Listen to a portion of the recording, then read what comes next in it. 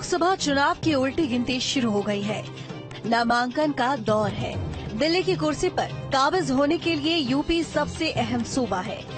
UP में 4 Lok Sabha seat ऐसी हैं जहां पर सबकी निगाहें टिकी हुई हैं और वो सीट है अमेठी, रायबरेली, पीलीभीत और सुल्तानपुर।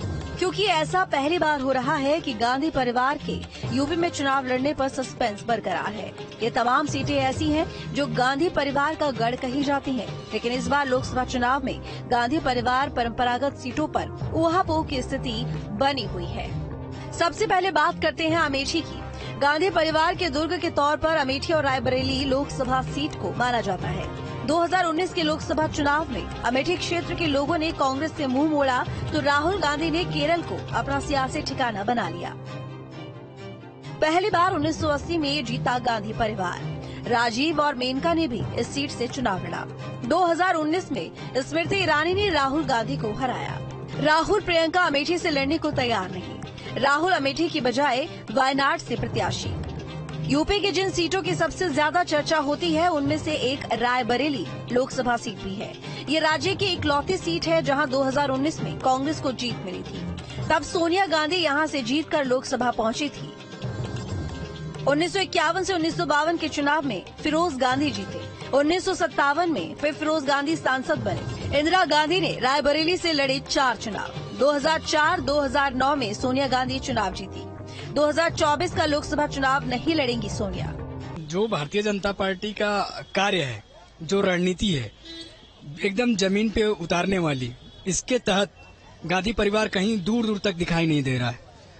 इस वजह यही कारण है। अमेठी और रायबरेली की जो बात कर रहे हैं आप, कभी भी गांधी परिवार के लोग चुनाव तो लड़ा वहां पे, लेकिन कभी जमीन पे आके जाके कार्यकर्ताओं से कभी हाल नहीं पूछा कि आके सिर्फ चुनावी दौरे में आते हैं। उन लोग का आपस का मामला है, कौन लड़ेगा या किसको लड़ाएंगे वही लोग जान सकते हैं ना। हम लोग की तो कोई ऐसी जानकारी नहीं है। और जो है देखिए क्या होता है आगे। सबका पलड़ा वैसे भी साफ है। कितनी भी कोई भी कोशिश कर ले, बीजेपी सरकार के आगे सब नाकाम है। कोई भी सत्ता में आना कर नहीं चाहेगा।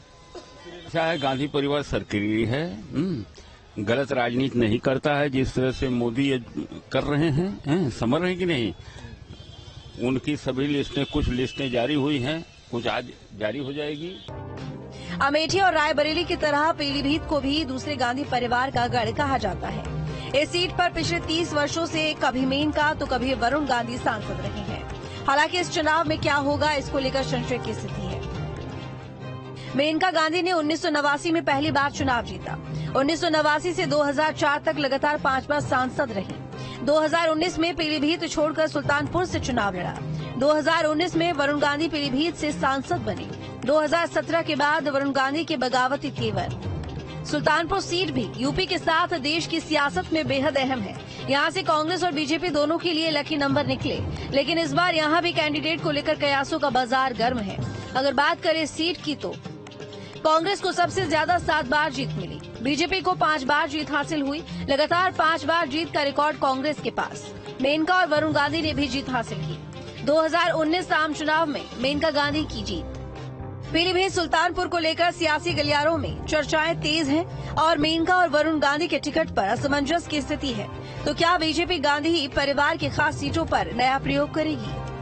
4 सीटें गांधी परिवार के 2 धड़ों की सियासत का केंद्र रही है, लेकिन पहली बार ऐसा देखने को मिल रहा है कि ना तो कांग्रेस रायबरेली और अमेठी को लेकर पत्ते खोल रही है और ना ही बीजेपी पीलीभीत और सुल्तानपुर की स्थिति साफ कर रही है। लेकिन सियासत में कुछ भी